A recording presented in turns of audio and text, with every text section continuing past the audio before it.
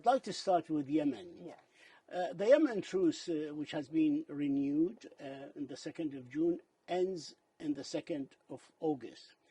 The Houthis got everything they asked for, opening the Sana'a airport, opening the Hodeidah seaport to get oil, and etc., and what God knows what. They also got the flights to Amman and to Cairo. They got to use their own passports issued. Imagine a rebel group taking power by force, getting the right to issue their own passports. Yet they haven't even implemented one request, which is the lifting of the siege on Taz. Now, when 2nd of August come, and the Houthis do not implement what they promise, the opening of Taz, lifting the siege, it's a humanitarian request. Is the international community going to put the pressure one more time on the Yemeni government and its allies to extend the truce without any resemblance of compliance by the Houthis? I think the first thing to say, Tal, is what a breakthrough the truce was, and how important it is now to move from truce to ceasefire. And I want to pay tribute to the work of the Special Envoy Hans Grundberg in all of this. But I agree with you, this is a really important moment now for the Houthis to step up and not to waste this opportunity. We've seen already civilian casualties fall by 85%. So that's a real win, and we need now to translate the truce into a ceasefire, and we need to get more humanitarian aid into Yemen. The UK is proud to be contributing to feeding around 200,000 people a month with our donation of £88 million this year, but clearly more needs to be done. And of course, Yemen, like so many countries, is dependent on Russian and Ukrainian grain, and so we're very much supporting the work of the UN to lift the Russian blockade of the Ukrainian ports so we can get food into Yemen for the Yemeni people.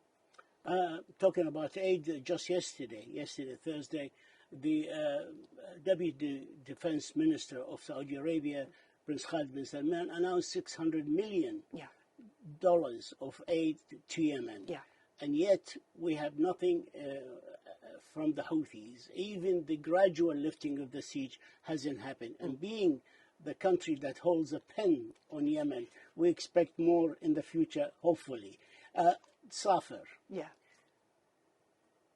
Where are we? This tanker is threatening the whole region and the Red Sea, of course, with the environmental and humanitarian disaster. $80 million, they said they were short at the United Nations. Now we think they got most of it. Yeah. Do we have any idea, and the United Kingdom being the penholder, on when this work will start? Yeah. Well, as you say, as penholder, we take our responsibilities very seriously. So we have not let either the humanitarian situation or the Safar oil tanker out of our sights. And as you know, in 7 years, there's been almost no maintenance on the Safar oil tanker. And as days and hours tick by, this becomes, as you said, more of an environmental and humanitarian risk. And if we are not able to lift the 1 million barrels of oil off the tanker, an oil spill from Safar would blockade the ports of Hodeidah and Salif. It would create an environmental disaster. But in blockading the ports, it would be an obstacle to getting the humanitarian aid in. So, of course, as you know, the UN launched this crowdsourced funding appeal. They're very close to the 80 million. The UK has contributed 5 million towards that. But 80 million, with such a complex, is the minimum they need. So we are encouraging all partners to step up for the remaining 20 million. They raised 60% of it. Yes. So are we waiting for a few millions to start the work on something that urgent? We're still waiting for 20 million because 80 million was the baseline that they needed. It is an environmental disaster. It's Look, I'm really not technical. a rich man. I can pay that from my savings. I'm not a rich man. Yes. The United Nations has an emergency fund. Big countries, the United States, the United Kingdom, they can loan the UN 20 million to stop this terrible disaster from happening. Yeah. No, and that's why the UK has contributed already $5 million towards the fund. And we are encouraging others to step up very quickly so that David Gressley can get on with this absolutely critical and urgent work, as you said, and avert an environmental and a humanitarian disaster.